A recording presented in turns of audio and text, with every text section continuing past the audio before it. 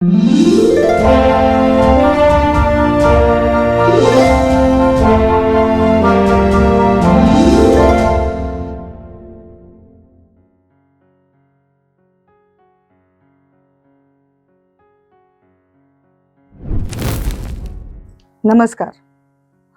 माझ्या कथेचं नाव आहे दो उस्ताद. लेखक अक्षय संत. दो उस्ताद. काही स्वप्न स्वप्नातच राहिलेली बरी असतात. पुलंनी सांगितलेलं त्यांचं एक स्वप्न. बेगम अख्तर गातायत, कुमार गंधर्व समोर बसून ऐकतायत आणि हे दृश्य पाहायला पुलं स्वतः तिथं उपस्थित आहेत. पुलंचं हे स्वप्न कदाचित पूर्ण झालं असेलही, पण माझंही एक स्वप्न आहे जे पूर्ण होईल की नाही ठाऊक नाही. गुलजारांचे शब्द असावेत, रहमानचं संगीत असावं, कीबोर्डवर अदनान सामी आणि ड्रम्सवर शिवमणी असावा आणि गायला सुखविंदर सिंग आणि के असावेत आणि या दृश्याचा मी एकमेव साक्षीदार असावं. सुखविंदर आणि के या दोघांशी इतकं सूत कधी जुळलं ते आता नेमकं आठवत नाही, पण सुखविंदर आधी आला एवढं नक्की आठवतंय. साल 1998. नाक्या नाक्यावर छैया छैयाचे सूर वाजत होते. माझ्यासारख्यांच्या वह्यांच्या मागच्या पानांवर अख्खं गाणं लिहिलेलं असायचं. हो, तेव्हा एका क्लिकवर लिरिक्स शोधायची सोय नव्हती. त्यासाठी गाणं पाठ करणं किंवा सतत ऐकणं कंपल्सरी असायचं. मुळातच जगातल्या सगळ्या जागा सोडून ट्रेनच्या टपावर कोण नाचतं आणि तेही असले विचित्र शब्द म्हणत. हा प्रश्न पडायच्या आतच त्यातल्या गायक गायिकेचा अनवट आवाज मेस्मराईज करायला लागायचा. ती गायिका नंतर अदृश्य झाली, पण पुढच्याच वर्षी त्या गायकाचं आणखी एक भन्नाट गाणं आलं, रमता जोगी. कुठलंही वाद्य वाजत नसताना नुसत्या हायटोनच्या सुरांवर गाणं सुरू व्हायचं. संपताना नुसतं ओय होय ओय होय ओय होय एवढंच रेंगाळत ठेवून माझ्या मते सुखविंदर सिंगचं ते आजवरचं सर्वोत्कृष्ट गाणं आहे. रमता जोगीमध्ये असलेली एक बेफाट सुफी स्ट्रिक पुढे ते जेवढ्या वेळेला ऐकलं तेवढ्या वेळेला अंगात भिनत गेली. ती स्ट्रिकही आणि सुखविंदरही. तेव्हापासून सुखविंदरच्या रांगड्या आवाजावर दिल आ गया. एकतर्फी प्रेमच बसलं म्हणा की. पण त्या वयातल्या प्रेमाला नाही म्हटलं तरी एक शाप असतोच. फक्त तो शाप एकाच वर्षात समोर येईल अशी सुतराम शक्यता वाटत नसतानाही आलाच.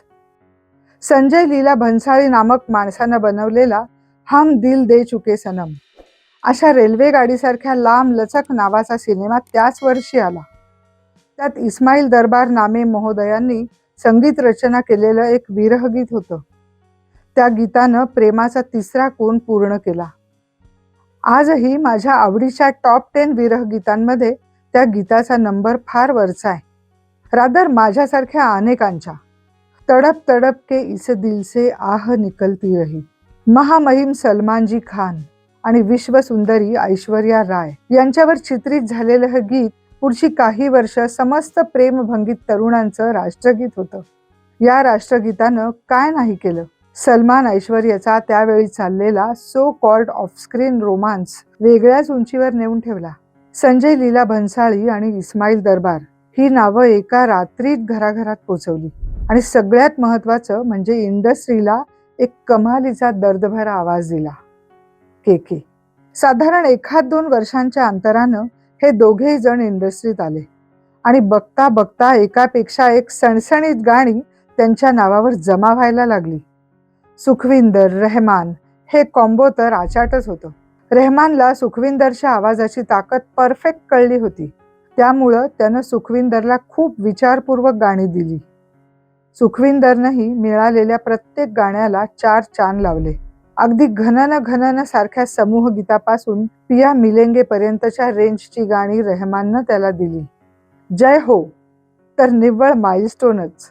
आजही सुखविंदर चेन्नईला त्याचं दुसरं घर आणि रहमानला आपला गॉडफादर मानतो. अर्थातच रहमानशिवाय त्यानं इतर संगीतकारांकडे गायलेली गाणीही अचाटच आहेत. साकी साकी किंवा दर्द ए डिस्को यावर तर स्वतंत्र लेख होऊ शकतील. केकेचा प्रवास मात्र त्या मानानं उंच सखल राहिला. आपल्या इंडस्ट्रीच्या इमेज इज एव्हरीथिंग थिअरीप्रमाणे तडप तडप के नंतर केकेच्या वाट्याला दिल तुटणेवाली गाणी जास्त आली. पण प्रत्येक कलावंताच्या आयुष्यात त्याच्या काही कलाकृती असतात ज्या घडल्यानंतर आयुष्यभर त्यानं काहीही नाही केलं तरी चालेल. केके भाग्यवान आहे. त्याच्या नावावर अशा एक नाही, दोन नाही, तर 4 कलाकृती जमा आहेत, ज्यावरून जहागिरी ओवाळून टाकल्या तरी कमी पडतील. त्यातल्या एकीचा उल्लेख वर आलेलाच आहे. दुसरी कलाकृती म्हणजे तडप तडप के नंतर 2च वर्षात आलेलं आणखी एक सेपरेशन अँथम, सच कह रहा है दीवाना. तिसरं इम्रान हाशमीवर चित्रित झालेलं फिरता रहू दरबदर. आणि चौथं केकेच्या अख्ख्या करिअरमधलं शब्द, संगीत आणि गायन या तिन्ही आघाड्यांवर मला सगळ्यात आवडलेलं गाणं रोग या सिनेमातलं मैंने दिल से कहा. हे गाणं इरफानवर चित्रित झालेलं असल्यामुळे तोही एक मोठा सॉफ्ट कॉर्नर आहे या गाण्याबद्दल. दुर्दैवानं आज इरफान आणि केके दोघंही या जगात नाहीत. केके किंवा सुखविंदर ही मंडळी एका पिढीमागची झाली आहेत. 1995 ते 2000 या काळात जन्मलेल्या मुलांसाठी तर ती नॉस्टॅल्जिया वगैरे असतील, पण केके काय, सुखविंदर काय, शान काय किंवा लकी अली काय, या लोकांनी एक काळ नुसता गाजवला नाही तर सजवला. आजही RSTDM बघताना मी सच कह रहा है दीवानाची वाट बघतो. आजही करिये ना, दर्द ए डिस्को किंवा हॉले हॉले मला तितकंच फ्रेश वाटतं. आजही माझं ते स्वप्न मला खुणावत राहतं पूर्ण होण्यासाठी. पण काही स्वप्न स्वप्नातच राहिलेली बरी असतात. धन्यवाद.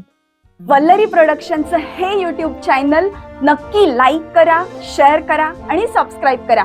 आणि हो, बेल आयकॉन दाबायला विसरू नका.